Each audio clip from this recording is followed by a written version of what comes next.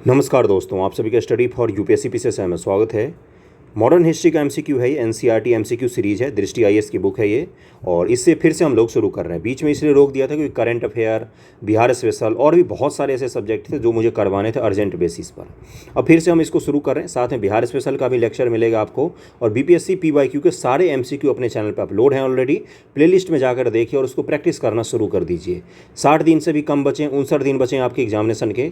अगर एग्जाम पास करना है, सीटें बहुत हैं, इनफ सीट हैं, और इससे ज़्यादा सीटों की उम्मीद मत कीजिए। जितने हैं उतने में फाइट करने की कोशिश कीजिए। तन मन धन से लग जाइए, अब समय बहुत कम है। मेरी तरफ से कंटेंट की कोई कमी नहीं होगी। आपकी तरफ से अगर पढ़ाई में कोई कमी है तो ये आपकी दोष है, आप उसको सुधारना चाहिए। चलिए शुरू करते हैं पहले सवाल से। आंसर दिख रहा है तो उस पर मत जाइएगा, क्योंकि हम लोग क्या कर रहे हैं, हम लोग अभी प्रैक्टिस कर रहे हैं, टेस्ट सीरीज नहीं लगा रहे हैं। ओके, टेस्ट सीरीज अलग होता है और सवालों का बस ऐसे ही प्रैक्टिस करना, जिससे क्या होता है, फैक्ट आपके रिवाइज होते जाते हैं। ओके, पहला पर ये क्या है कि ब्रह्म समाज के समय नीचे दिए कथनों विचार कीजिए। ब्रह्म समाज कुछ नाम सुना सुना हुआ सा लग रहा होगा। राजा राममोहन राय के बाद ब्रह्म समाज की परंपरा को देवेंद्रनाथ ठाकुर ने आगे बढ़ाया। ब्रह्म समाज का अधिकांश प्रभाव ग्रामीण क्षेत्र के किसानों एवं मजदूरों पर था। देखिए, जितने भी मॉडर्न हिस्ट्री में आपको सुधार दिखते हैं ना, चाहे वो आर्य समाज हो, ब्रह्म समाज हो, इन सब का ग्रामीण भारत से कोई लेना देना नहीं था। ये शहरी पढ़े लिखे लोगों का आंदोलन था। इससे ग्रामीण भारत हमेशा अछूता रहा, कोई लेना देना नहीं रहा ग्रामीण भारत का इन चीज़ों से। गांव में जो है वो हमारे स्वतंत्रता आंदोलन के कौन ले गए, तो गांधी बाबा लेके गए थे गांवों में आंदोलन को। चंपारण क्या था, ग्रामीण भागों में किया गया पहला आंदोलन में से एक है। प्रमुख आंदोलन की मैं बात कर रहा हूँ। तो जो राष्ट्रवादी नेता होते थे उससे पहले के, कांग्रेस के नेता होते थे, या उदारवादी नेता या समाज सुधारक, वो ग्रामीण क्षेत्र में नहीं जाते थे गुरु, वो सिर्फ शहरी क्षेत्रों में आंदोलन करते थे। मेरा मुख्य मकसद होगा एमसीक्यू करवाने का, आपको क्वालिटी दूं मैं, क्वांटिटी पर मत जाइएगा। कितने क्वेश्चन हुए ये सीखिएगा, कितने आपने सीखे हैं आज। कॉन्सेप्ट को बिल्डअप कीजिए अपना। इसका आंसर क्या हो जाए, कौन से कथन सत्य हैं, तो पहला कथन सत्य है इसमें, दूसरा जो है वो गलत दिया हुआ है। शहरी भागों में प्रचलित था ये। 1843 के बाद देवेंद्रनाथ ठाकुर जी का आगे बढ़ाया, और 1866 के बाद इस आंदोलन को केशव चंद्र सेन जी ने आगे बढ़ाया था। केशव चंद्र सेन जी का नाम आपने सुना होगा। 1840 से बम्बई प्रांत में स्थापित परमहंस मंडली का मुख्य उद्देश्य क्या था, तो मूर्ति पूजा तथा जातपात का विरोध करना, यही इसका मुख्य उद्देश्य। परमहंस मंडली, देखिए क्या लिखा हुआ है कि बम्बई प्रांत में सामाजिक धार्मिक सुधार कार्य का आरंभ 1840 में परमहंस मंडली ने आरंभ किया।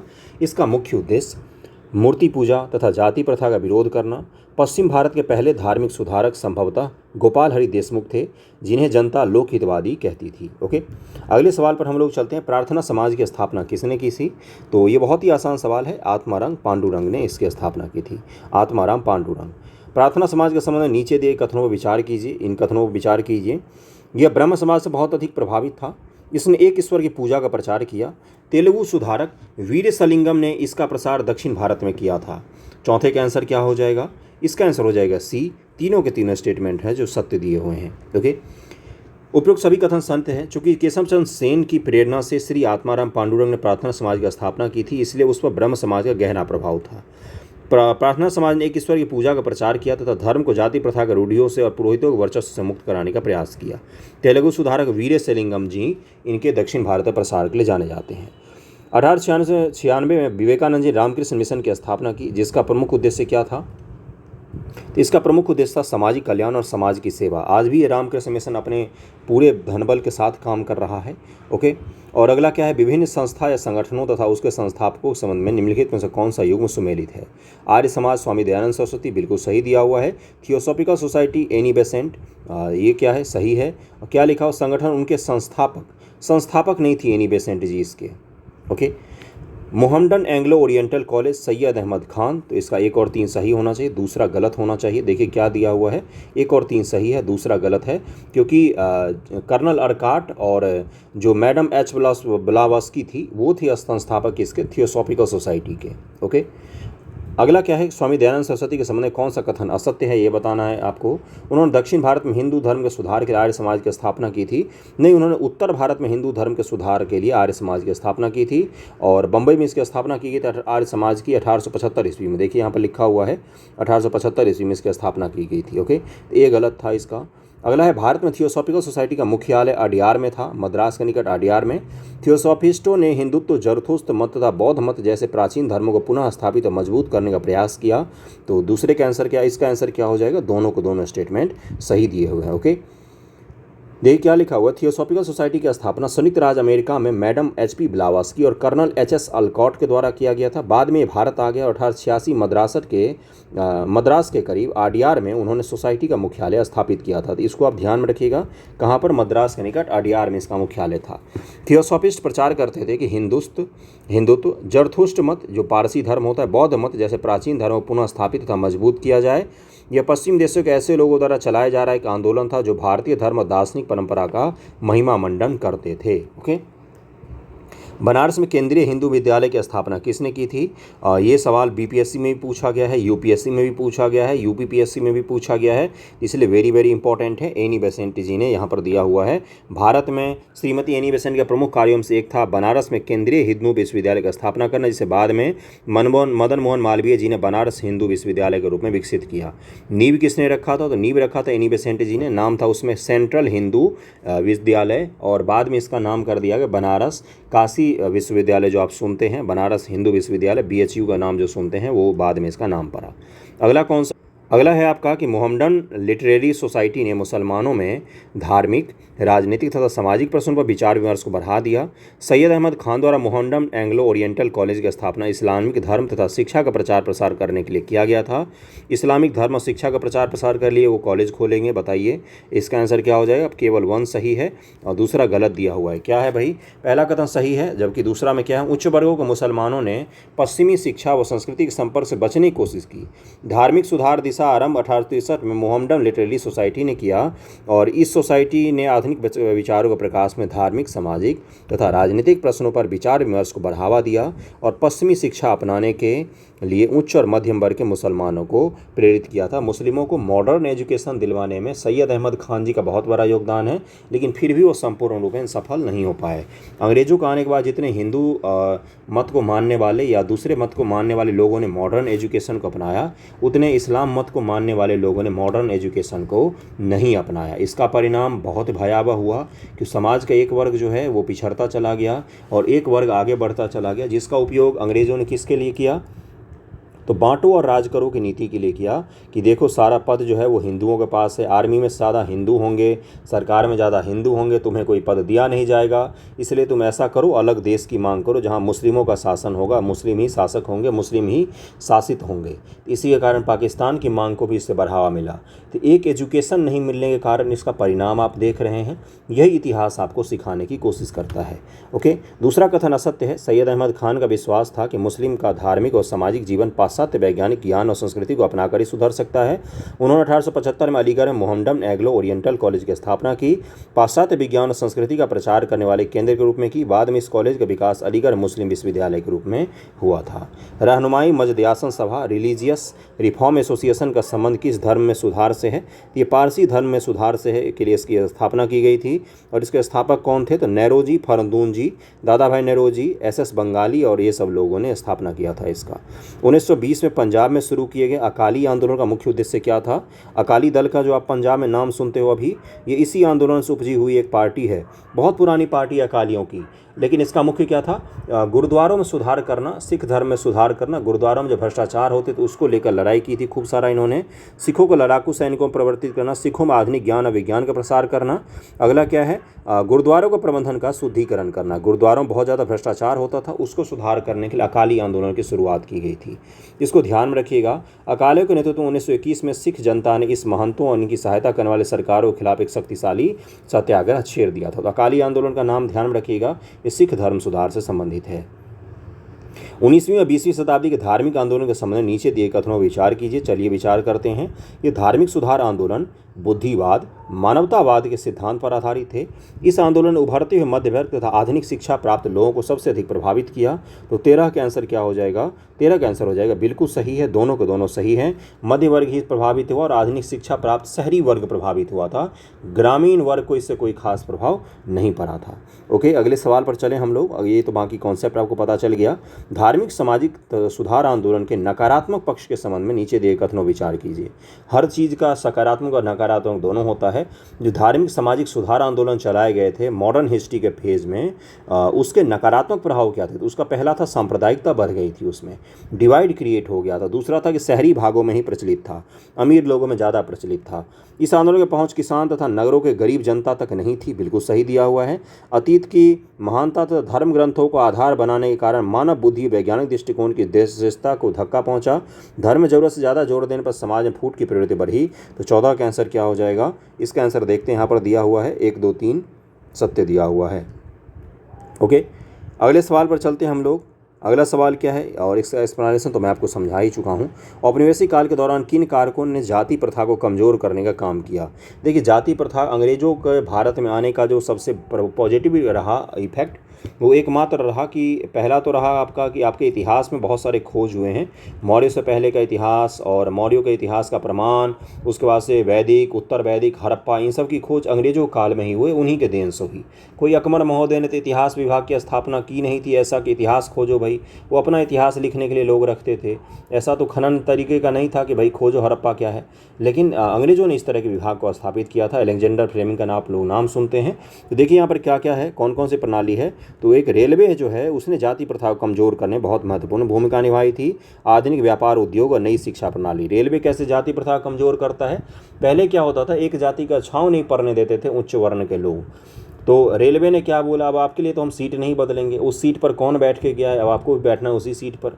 आप ये सीट पर बैठते हैं, उससे पहले ये थोड़ी नहीं देखते इस पर कौन जाति का आदमी बैठा हुआ था कौन नहीं, है ना। वॉशरूम भी वही यूज़ करेंगे आप, एक ही ट्रेन के डब्बे में सफ़र करेंगे, टिकट भी एक ही काउंटर से लेंगे। तो इससे क्या होता है, लोगों के बीच में सामाजिक जो चीज़ें हैं वो बढ़ती हैं, कॉन्ट्रैक्ट बढ़ता है। पहले तो कॉन्ट्रैक्ट ही नहीं होता था, गाँव ही अलग कर देते थे या गाँव के बाहर बसाते थे छोटी जाति के लोगों को।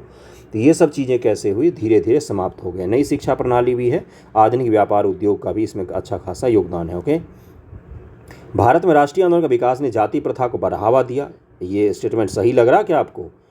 गांधी जी ने छुआछूत के खात्मे के आत्मसम्मान आंदोलन चलाया। आत्मसम्मान आंदोलन तो पेरियार ने चलाया था।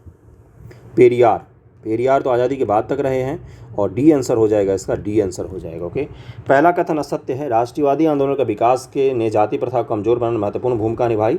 राष्ट्रीय आंदोलन उन तमाम संस्थाओं का विरोध था जो भारतीय जनता को बांट कर रखती थी। जन प्रदर्शन, विशाल जनसभा, सत्याग्रह के संघर्षों में सबकी भागीदारी ने जातिगत चेतना को कमजोर कर दिया। दूसरा भी गलत है। क्या है भाई, देखिए यहाँ पर क्या लिखा हुआ है। गांधी जी अपनी सार्वजनिक गतिविधियों में छुआछूत के खात्मे को जीवन भर एक प्रमुख काम मानते रहे। 1932 में उन्होंने इस उद्देश्य से अखिल भारतीय हरिजन संघ की भी स्थापना की थी।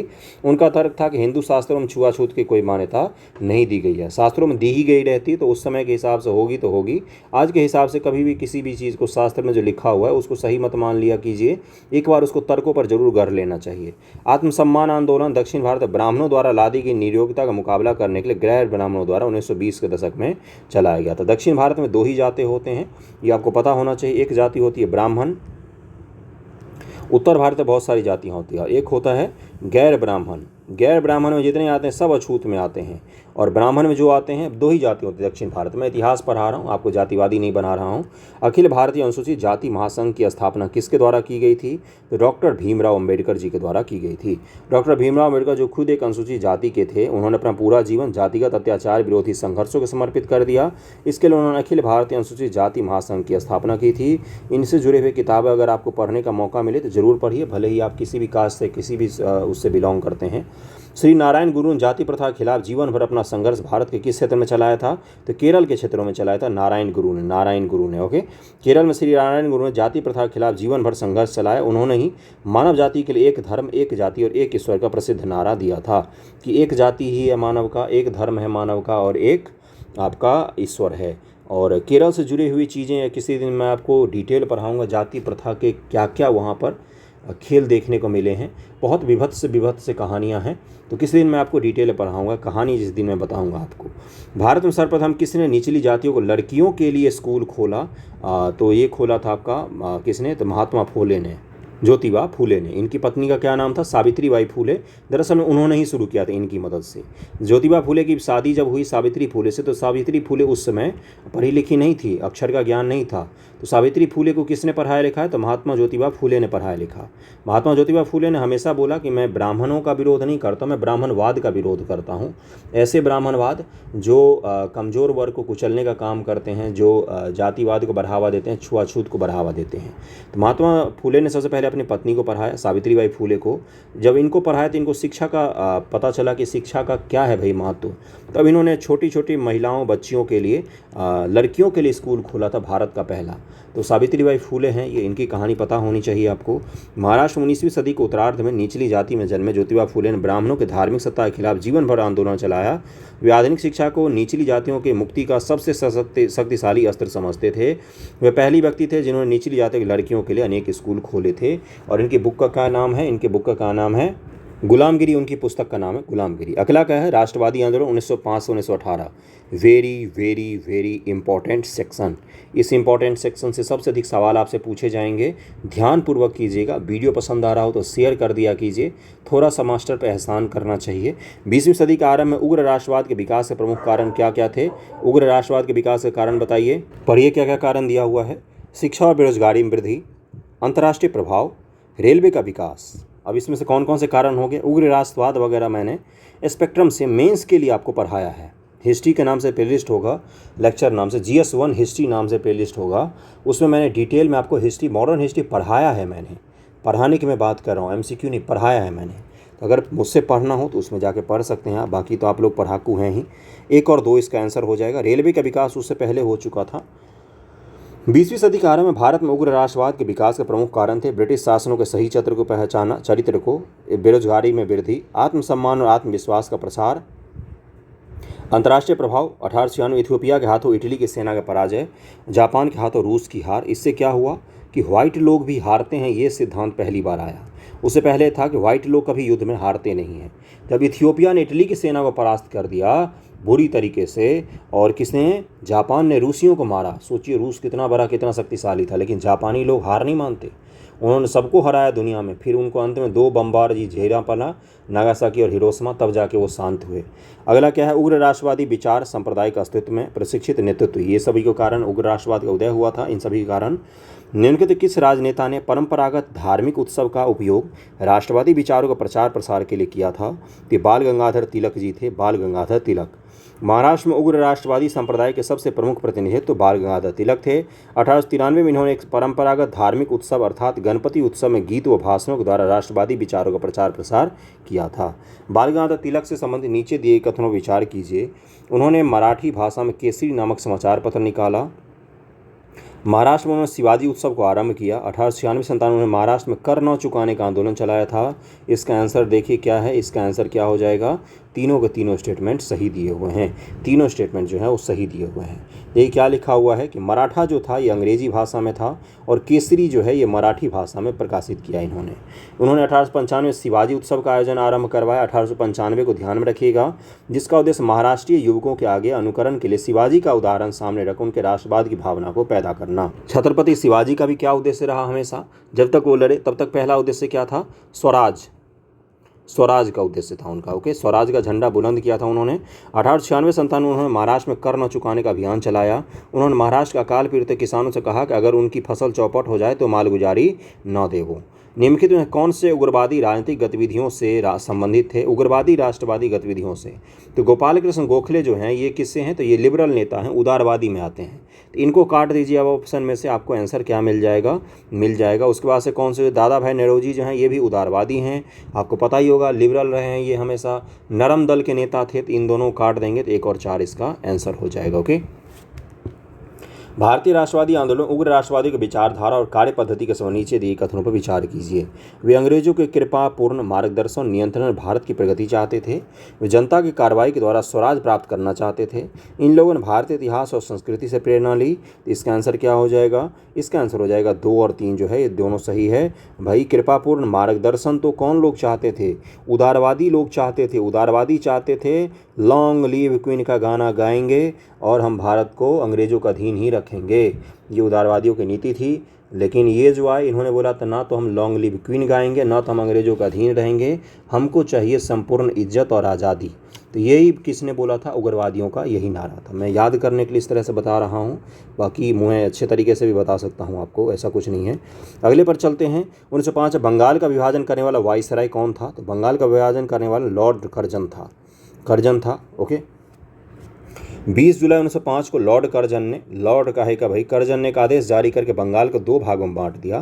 पहले भाग में पूर्वी बंगाल और असम थी, उनकी आबादी 3.1 करोड़, जबकि दूसरे भाग में शेष बंगाल था, उसकी जनसंख्या 5.4 करोड़ थी, जिसमें बंगाली, बिहारी और उड़ीसा के लोग शामिल थे। बंगाल विभाजन के विरोध बंगाल में निम्नलिखित में से किन समूहों की भागीदारी रही? तो देखिए क्या है, विरोध में किन किन लोगों ने भाग लिया बंगाल में, तो ये पूछा गया है आपसे, बहुत इंपॉर्टेंट सवाल। अगर मैं आपको इसका आंसर नहीं बताऊंगा तो 90% लोग आप में से इस सवाल को गलत करेंगे, मुझे यकीन है, क्योंकि इतना डीप जाकर आप में से बहुत कम लोगों ने पढ़ा होगा। छोटे बहुत 10% ऐसे हिस्से हो जिन्होंने इतना डीप में जाकर पढ़ा होगा कि भाई अगस्त क्रांति में कौन कौन लोग सहायक थे, भारत छोड़ो आंदोलन में कौन कौन से, वो तो एक ही हो गया, बंगाल विभाजन में कौन कौन से लोग सहायक थे, और असहयोग में कौन कौन से लोग सहायक थे, किन किन लोगों ने समर्थन नहीं किया था, 1857 के विद्रोह में कौन कौन से लोग सहायक थे। ये सवाल पूछे गए हैं गुरु, इसीलिए मैं कह रहा हूँ। इसका आंसर बताइए क्या होगा? इसका आंसर क्या हो जाएगा? उपयुक्त सभी जो हैं ये सभी के सभी बंगाल विभाजन के विरोध के आंदोलन में शामिल थे। देखिए क्या लिखा हुआ है, भारतीय राष्ट्रीय कांग्रेस, बंगाल के राष्ट्रवादियों ने विभाजन का जमकर विरोध किया। बंगाल के भीतर भी जमींदार, क्योंकि उनकी ज़मीनें जा रही थी, व्यापारी, क्योंकि उनका व्यापार खराब होता, वकील, जिनकी वकालत कमज़ोर हो रही थी, छात्र, नगर के करीब के लोग, स्त्रियों और समाज के विभिन्न वर्ग अपने प्रांत के विभाजन के विरोध में स्वतः स्फूर्त ढंग से खड़े हो गए। अमार सुनार बंगला का गाना गाया, एक दूसरे को राखी बांधी, और फिर 1911 में बंगाल का विभाजन रद्द कर दिया गया। निम्न में से किसने बंगाल विभाजन 1905 के विरोध में बंगाल में आंदोलन का प्रारंभिक दौर का नेतृत्व किया? तो ये थे सुरेंद्रनाथ बनर्जी और आनंद मोहन बोस का नाम आता है, जो दोनों ने हिला के रख दिया था पूरे बंगाल को। बंगाल विभाजन 1905 के विरोध बंगाल में चलाए गए आंदोलन का नेतृत्व सुरेंद्रनाथ बनर्जी, कृष्ण कुमार मित्र जैसे नरमपंथी नेताओं ने किया, मगर बाद में इसका नेतृत्व उग्र क्रांतिकारी राष्ट्रवादियों ने संभाल लिया। वास्तव में आंदोलन के दौरान नरमपंथी और उग्र राष्ट्रवादियों ने दोनों एक दूसरे से काफ़ी सहयोग किया था बंगाल विभाजन आंदोलन में, तो इसको ध्यान में रखिएगा। बंगभंग विरोधी आंदोलन के समय नीचे दिए कथनों पर विचार कीजिए। चलिए विचार करते हैं मिलकर। बंगाल विभाजन को लागू करने के दिन को बंगाल में शोक दिवस के रूप में मनाया गया। वो बंगाल जो लाखों हजारों सालों से एक बंगाल था, सांस्कृतिक रूप से, भाषा के रूप से, खान पान के दृष्टिकोण से, हर चीज़ के दृष्टिकोण से बंगाल जैसी समरसता बहुत कम जगहों पर पाई जाती है, बनारस जैसी समरसता बहुत कम जगहों पर पाई जाती है। तो उस बंगाल को क्या किया अंग्रेज़ों ने? अपनी राजनीति के लिए बांट दिया। आप भी आज भी नज़र रखिएगा अपनी राजनीति के लेकर, आज भी राजनीतिज्ञ जो होते नेता होते हैं वो आपको बांटने की कोशिश करते हैं, कभी हिंदू मुस्लिम के नाम पर, कभी बिहारी तमिल के नाम पर, कभी हिंदी तमिल के नाम पर, कभी ब्राह्मण के नाम पर, तो कभी राजपूत, क्षत्रिय और पासवान के नाम पर बांटने की आज भी आपको कोशिश की जाती है। इसमें फ़ायदा किसका होता है? नेता का। नुकसान किसका होता है? नुकसान आपका। इस आंदोलन के दौरान रविन्द्रनाथ टैगोर ने आमार सुनार बंगला नामक गीत लिखा था। क्या है भाई इसका सत्य क्या होगा? तो सभी कथन सत्य हो जाएंगे, सी इसका आंसर हो जाएगा, दोनों को दोनों सत्य दिया हुआ है। 7 अगस्त 1905 को आरंभ हुआ था बंगाल विरोध का आंदोलन। उस दिन कलकत्ता के टाउन हॉल विभाजन के खिलाफ एक बहुत बड़ा प्रदर्शन हुआ था। विभाजन को 16 अक्टूबर 1905 को लागू किया गया। आंदोलन के नेताओं ने इन दिनों को बंगाल में पूर्ण शोक दिवस के रूप में मनाने की घोषणा की। इस अवसर पर रविन्द्रनाथ ठाकुर ने अपना प्रसिद्ध गीत आमार सुनार बंगला लिखा, जिसे सड़कों पर चलने वाली भीड़ गाती थी। बाद में इस गीत को बांग्लादेश को 1971 में अपनी मुक्ति के बाद अपने राष्ट्रीय गीत के रूप में अपना लिया, अमार सुनार बंगला को बांग्लादेश ने। निम्नलिखित किस आंदोलन के दौरान प्रथम बार वंदे मातरम का व्यापक स्तर पर प्रयोग हुआ? वंदे मातरम किस बुक से आया भाई? आनंद मठ नामक उपन्यास से आया। बहुत ही बेहतरीन उपन्यास, मैंने पढ़ा है, आप भी पढ़ सकते हैं। आनंद मठ बंकिम चंद्र चटर्जी ने लिखा है। उन्होंने बहुत सारी बुक लिखी है, जिसमें देवी चौधरानी, आनंद मठ और भी बहुत सारे बुक हैं जो लिखा है उन्होंने, तो इसको ध्यान में रखिएगा। स्वदेशी आंदोलन के दौरान सबसे ज़्यादा उपयोग हुआ था इसका। स्वदेशी आंदोलन के दौरान कलकत्ता के सड़कों पर वंदे मातरम गूंज उठी थी। आप में से बहुत सारे लोगों को नहीं याद होगा वंदे मातरम, हमारे स्कूल में पढ़ाया जाता था। स्वदेशी और बहिष्कार सर्वप्रथम किस राष्ट्रीय घटना के बाद अपनाए गए थे? तो ये बंगभंग विरोधी आंदोलन के बाद अपनाए गए थे। स्वदेशी अभियान आंदोलन के संदर्भ में नीचे दिए कथनों पर विचार कीजिए। जिन स्कूल और कॉलेजों के छात्र स्वदेशी आंदोलन में सक्रिय रहे, उन्हें प्राप्त सरकारी सहायता और विशेषाधिकार छीन लिए गए। बिल्कुल सही है ये। आज के छात्र जैसे थोड़ी ना है कि एक पुलिस का कांस्टेबल आ जाता है तो पैर कांपने लग जाते हैं, हाँ सर सर सर, बिल्कुल सर। तो ऐसा थोड़ी न था, उनके सोचिए डिग्री छीन ली गई, कॉलेज से जो भी उनको वजीफ़ा वगैरह मिलता था, स्कॉलरशिप मिलता था, वो सब कैंसिल कर दिया गया, डिग्रियां कैंसिल कर दी, कितनों के तो कॉलेज से निकाल दिए गए। लेकिन एक जुनून था, तो वो जुनून रह गया उनमें। इस आंदोलन में स्त्रियों की सक्रिय भागीदारी थी। स्वदेशी आंदोलन केवल बंगाल तक ही सीमित था। इसका आंसर क्या हो जाएगा गुरु? 12 का आंसर हो जाएगा। स्वदेशी आंदोलन केवल बंगाल तक सीमित नहीं था। एक और दो सही हो जाएगा। दिल्ली में हैदर रजा, बम्बई में बाल गंगाधर तिलक, और पंजाब में आपके हो गए कौन? शेरे पंजाब लाला लाजपत राय। उसके बाद से दक्षिण भारत में भी इस आंदोलन को सक्रिय किया था राजगोपालाचारी और अलग अलग नेताओं ने। तो अलग अलग जगहों पर अलग अलग लोगों ने इसको फेमस बनाया था, इसको ध्यान रखिएगा। अगला क्या है? अब मैच करना है, चलिए मैच करते। स्वदेशी आंदोलन के विभिन्न स्थानों उसके नेतृत्व करता। आ गया ना सवाल जो मैंने बताया। सैयद हैदर रजा कहाँ पर भाई? तो दिल्ली। चिदम्बरम पिल्ले मद्रास। लाला लाजपत राय तो ये पंजाब। हरि सर्वोत्तम राव आंध्र प्रदेश। इसका आंसर क्या हो जाएगा? ए का 4 होना चाहिए, इसका आंसर सी हो जाएगा। देखिए यहाँ पर दिया हुआ है ए का 4, बी का 2, सी का 3, डी का 1। ओके, इसको ध्यान में रखिएगा किन किन लोगों ने कहाँ कहाँ पर इसको चलाया। अभिनव भारत नाम से क्रांतिकारियों के गुप्त संगठन का निर्माण किसने किया था? तो विनायक दामोदर सावरकर। इनके नाम पर आजकल बहुत विवाद होता है, मेरे हिसाब से विवाद होना नहीं चाहिए। किसी मनसा वाचा कर्मणा किसी भी तरीके से इन्होंने देश को स्वतंत्रता आंदोलन में भागीदारी की तो बस बात खत्म हो जाती है, वहीं पर बात खत्म हो जाती है। और ये गांधी जी की हत्या में भी इनको अभियुक्त बनाया गया था। देखिए मैं किसी भी पार्टी का समर्थक नहीं हूँ, लेकिन मैं आपको ब्रॉड को थोड़ा सा सोचने को बनाने के कह रहा हूँ। गांधी जी की हत्या में इनको अभियुक्त बनाया गया था, लेकिन न्यायालय ने इनको मुक्त कर दिया। न्यायालय ने जब मुक्त किया तब इनके नाम को उछालना राजनीतिक उद्देश्यों के लिए कहीं से भी सही नहीं होता है। उस व्यक्ति ने जिसने भारत का पहला स्वतंत्रता संग्राम की बुक लिखी, 1857 जैसी बुक लिखी है, और जीवन भर पोर्ट ब्लेयर के जेल में जीवन बिता दी, उसको आज आप अगर कुछ भी अंट संट बोलोगे तो ये अच्छी बात नहीं होती है। भले ही किसी भी पार्टी के विचारधारा से हों, कुछ भी बिलोंग करते हों, मैं आपको एक तर्क देना सिखा रहा हूँ, बाकी आपकी मर्जी, आप माने ना माने। विनायक दामोदर सावरकर ने अभिनव भारत नाम के क्रांतिकारियों के गुप्त संगठन बनाया था। ठीक है भाई, अगले पर चलते हैं। निम्नलिखित युग में से कौन सा युग में सुमेलित है? मुजफ्फरपुर बम कांड, खुदीराम बोस, मूछें नहीं आई थी इस व्यक्ति की लेकिन फांसी पर चढ़ गए, दिल्ली षड्यंत्र केस रास बिहारी बोस, नासिक षड्यंत्र केस बसंत कुमार विश्वास। कौन से सही सुमेलित हैं ये पूछा गया है आपसे। इसका आंसर क्या हो जाएगा? इसका आंसर हो जाएगा सी। एक और दो सही सुमेलित हैं, तीसरा इसमें गलत है। नासिक षड्यंत्र केस से कौन संबंधित होंगे? आपको पता होगा, मैं नाम लूँगा तो वैसे ही आपको याद आ जाएगा। देखिए क्या लिखा हुआ है यहाँ पर, देखिए कि विनायक दामोदर का सावरकर द्वारा स्थापित अभिनव भारत समाज के एक प्रमुख सदस्य अनंत लक्ष्मण कन्हारे नासिक के जिला मजिस्ट्रेट जैक्सन की हत्या कर दी थी। इतिहास में यह घटना नासिक षड्यंत्र केस के नाम से प्रसिद्ध है। बाकी खुदीराम बोस के बारे में तो जानते ही होंगे आप। प्रफुल्ल चाकी और खुदीराम बोस सबसे कम उम्र के फांसी पाने वाले लड़के थे, सबसे कम उम्र के फांसी पाने वाले क्रांतिकारी थे। प्रफुल्ल चाकी जो है इन्होंने आत्महत्या कर ली थी, तो इनकी सब की पहचान करवानी थी। अंग्रेज इतने क्रूर थे कि सब की पहचान के लिए इनके सब का मुंडी काट के कलकत्ता भेजा गया था पहचान करवाने के लिए। आप उनकी क्रूरता का अंदाज़ा लगा सकते हैं। 20वीं सदी के आरंभ में क्रांतिकारी आतंकवाद के संबंध में नीचे दिए कथनों विचार कीजिए। इन्होंने व्यक्तिगत बहादुरी और बम की राजनीति का सहारा लिया था। इन क्रांतिकारियों की गतिविधियाँ केवल भारत के अंदर देश तक ही सीमित थी, भारत के बाहर भी बहुत बड़े बड़े कांड किए इन लोगों ने। इनकी जनता में बहुत व्यापक आधार था नहीं, जनता में इनका आधार कभी भी हिंसक आंदोलन को उतना ज़्यादा आधार नहीं मिल पाया अपने भारत में। तो असत्य कौन कौन सा है? दूसरा और तीसरा जो है असत्य है, पहला बिल्कुल सही है। बहुत बहादुर होते थे ये लोग। सोचिए 16 साल की उम्र में कोई फांसी चढ़ जा रहा, अब उसकी बहादुरी क्या चाहिए भाई। देखिए अगला क्या है, इसका एक्सप्लेनेशन मैं पढ़ देता हूँ। इनकी पहल क्या है? दूसरा तो तीसरा कथन असत्य है। क्रांतिकारियों ने अपनी गतिविधियों को केंद्र विदेश में भी खोले। इसकी पहल लंदन में श्यामजी कृष्ण वर्मा, विनायक दामोदर सावरकर, लाला हरदयाल ने की, जबकि मैडम भीकाजी कामा, इनका नाम ध्यान में रखिएगा, पेरिस में पेरिस इंडियन सोसाइटी की नींव रखी। अमेरिका में क्रांतिकारी गतिविधियों के प्रसार के लिए सोहन सिंह भकना, हिंद एसोसिएशन, तारकनाथ दास ने इंडियन इंडिपेंडेंस लीग की स्थापना की थी। इस राजनीति और बाकी आगे का चीज़ आपको पता है। क्रांतिकारी आतंकवाद गलत है। क्रांतिकारियों की पैरवी करने वाले प्रमुख समाचार पत्र संध्या और युगांतर कहाँ से प्रकाशित होते थे? तो ये बंगाल से प्रकाशित होते थे। आपको ये बताना है, एक बुक का नाम है द फिलॉसफी ऑफ बॉम्ब। ये किसने लिखा है? बहुत ही फेमस बुक है। बम का दर्शन, जो बम होता है फोड़ने वाला बम, बोल बम वाला बम नहीं, फोड़ने वाला बम जो होता है, उस बम का दर्शन लिखा, फिलॉसफी ऑफ बम लिखा, किसने लिखा है आप मुझे बताएंगे सर्च करके।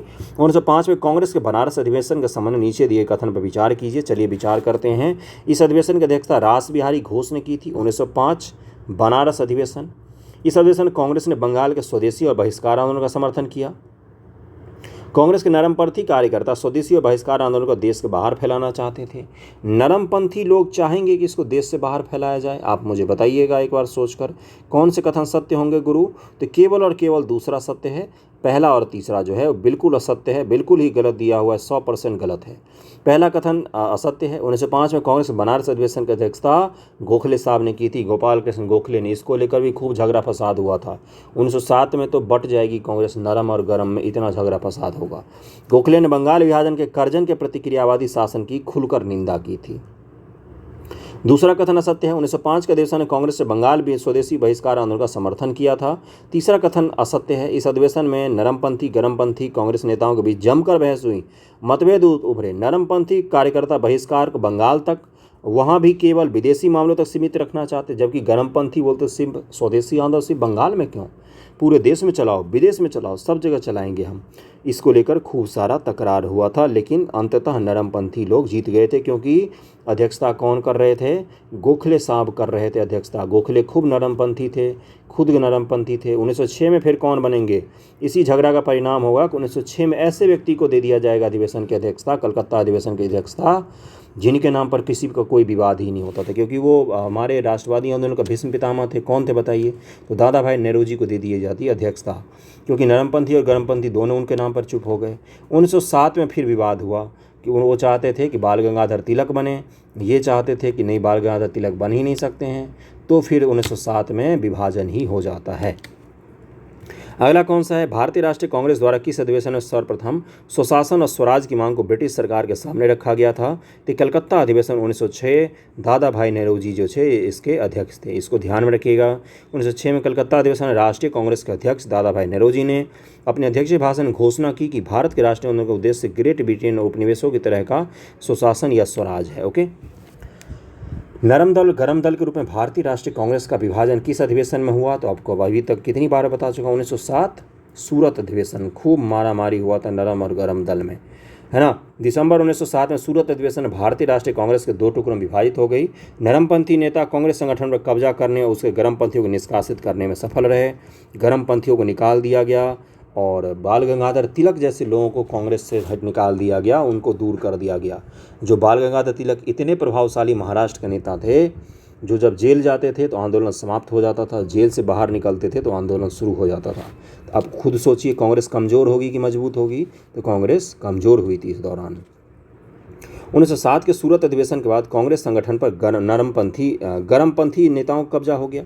अभी आपको क्या बताया मैंने कि नरमपंथियों का कब्जा हो गया था, गरमपंथियों को तो उन्होंने पार्टी से ही निकाल दिया। कांग्रेस विभाजन के बाद ब्रिटिश सरकार ने गरमपंथी राष्ट्रवादी को अपने पक्ष में करने का प्रयास किया। दोनों के दोनों कथन जो हैं वो गलत दिए हुए, असत्य हैं। देखिए क्या लिखा हुआ है कि 1907 में सूरत अधिवेशन के बाद नरमपंथी नेता कांग्रेस संगठन पर कब्जा कर लिया, उन्होंने गरमपंथियों को निष्कासित कर दिया। और नरमपंथियों को खूब लुभाया किसने? तो अंग्रेजों ने 1909 के एक्ट बनाकर उनको खूब लुभाने की कोशिश की। नरमपंथियों को लुभाने के लिए 1909 के एक्ट में इंडियन काउंसिल एक्ट के रूप में संवैधानिक सुधार की घोषणा कर दी, जिसको बहुत सारे नरमपंथी नेताओं ने 1909 के एक्ट को बनाने में एक आदमी का योगदान है। उन्होंने बहुत मदद की थी 1909 के एक्ट बनाने में। वो कौन है? तो गोपाल कृष्ण गोखले। इन्होंने काफ़ी मदद की थी 1909 के एक्ट को बनाने में। इस फैक्ट को भी ध्यान में रखिएगा, इतनी डिटेल फैक्ट हिस्ट्री में तो कोई नहीं बताता होगा। ब्रिटिश सरकार द्वारा बंगाल के विभाजन किस वर्ष रद्द कर दिया गया? वेरी वेरी इंपॉर्टेंट, 1911 में इसको रद्द किया गया। नीचे दिए घटनाक्रमों पर विचार कीजिए, कौन कौन से भाई इनको क्या करना है, क्रम में लगाना है। बंगाल विभाजन, केंद्र सरकार की राजधानी कलकत्ता से दिल्ली हस्तांतरण, कांग्रेस का विभाजन, मुस्लिम लीग का गठन। देखिए बंगाल विभाजन कब हुआ है? 1905। 1906 में क्या हुआ है? तो मुस्लिम लीग का गठन हुआ है। कांग्रेस का विभाजन कब हुआ है? तो 1907 में हुआ है। और राजधानी कलकत्ता से दिल्ली कब आया, तो 1912 ईस्वी में आया है, 1911 में। तो इसका 23 का आंसर क्या हो जाएगा, सी आंसर हो जाएगा, 1 4 3 2 इसका आंसर हो जाएगा। देखिए क्या लिखा हुआ है, मुस्लिम विभाजन कब हुआ है, बंगाल विभाजन 1905, मुस्लिम लीग 6, कांग्रेस का विभाजन 7, 1911 में, 11 में, मैंने 12 बोल दिया था गलती से, 1911 में दिल्ली कलकत्ता राजधानी हस्तांतरण हुआ है। दिल्ली में जो राजधानी देखते हैं आप कब आया है फिर से, तो 1911 ईस्वी में। किस अधिनियम के तहत मुस्लिमों के लिए अलग चुनाव मंडल प्रणाली का आरंभ किया गया, आपको पता ही होगा, 1909 के द्वारा सांप्रदायिक निर्वाचन सुधार किया गया, मार्ले मिंटो अधिनियम। मिंटो को भारत में सांप्रदायिकता का जन्मदाता माना जाता है। राजेंद्र प्रसाद जी का जो बुक है इंडिया डिवाइडेड करके, उस बुक में उन्होंने 100% जिम्मेदार भारत के विभाजन के लिए किसको माना है, तो मिंटो को माना है। तो इसको ध्यान में रखिएगा। 1909 के इंडियन काउंसिल एक्ट के संबंध में निम्न से कौन सा कथन असत्य है। इंडियन काउंसिल एक्ट के बारे में पूछ रहा है। इंपीरियल लेजिस्लेटिव काउंसिल और प्रांतीय परिषद में चुने हुए सदस्यों की संख्या कम कर दी गई, ये यहाँ पर गलत दिया हुआ है, संख्या बढ़ा दी गई थी ना कि कम कर दी गई थी 1909 के एक्ट में। 19वीं सदी के अंत से भारत में सांप्रदायिकता के विकास के प्रमुख कारण कौन कौन से थे, तो 26 का आंसर क्या हो जाएगा, 26 का आंसर हो जाएगा ब्रिटिशों बांटो राज करो की नीति, सैयद अहमद खान द्वारा रूढ़िवादी विचारों का प्रचार प्रसार करना, और मुसलमानों का शिक्षा व्यापार उद्योग में पिछड़ापन, उग्र राष्ट्रवादियों को भाषण लेखन का धार्मिक रंगत में रंग जाना। इसका आंसर हो जाएगा, सभी के सभी सही हैं, डी आंसर हो जाएगा, डी आंसर हो जाएगा। सैयद अहमद खान जो कभी बोलते थे कि हिंदू और मुसलमान भारत के माता के 2 आँख हैं, उन्होंने बोला कि हिंदू और मुसलमान साथ में नहीं रह सकते हैं। क्यों बोला, उनको अंग्रेज़ों ने इतना प्रलोभन दिया, इतना सिखाया पढ़ाया कि बेचारे बहक गए। अखिल भारतीय मुस्लिम लीग के संस्थापक सदस्यों में शामिल थे आगा खान, नवाब समीउल्लाह, नवाब मोहसिन उल मुल्क, सैयद अहमद खान नहीं शामिल थे। तो इसका आंसर क्या हो जाएगा, 1 2 3 हो जाएगा। और ढाका में इसकी स्थापना हुई थी। ढाका कहाँ है, वर्तमान बांग्लादेश में, कभी भारत में हुआ करता था। और 1906 में इसकी स्थापना हुई थी, 1906 में इसकी स्थापना हुई थी, 1906 में इसकी स्थापना हुई थी। निम्नलिखित कथनों विचार कीजिए। मुस्लिम लीग का गठन ब्रिटिश वफादारी, सांप्रदायिकता और रूढ़िवादी राजनीतिक संगठन के रूप में किया गया। मुस्लिम लीग ने बंगाल विभाजन का समर्थन किया। 28 का आंसर क्या हो जाएगा, सी 1 और 2 दोनों सही है। अगला सवाल है, अगले सवाल पर चलते हैं, देखते हैं। अल हिलाल नामक समाचार पत्र का प्रकाशन किसने आरंभ किया, तो मौलाना अबुल कलाम आज़ाद जी ने इसको शुरू किया था। अल हिलाल और अल बिलाल भी इनका पत्र था।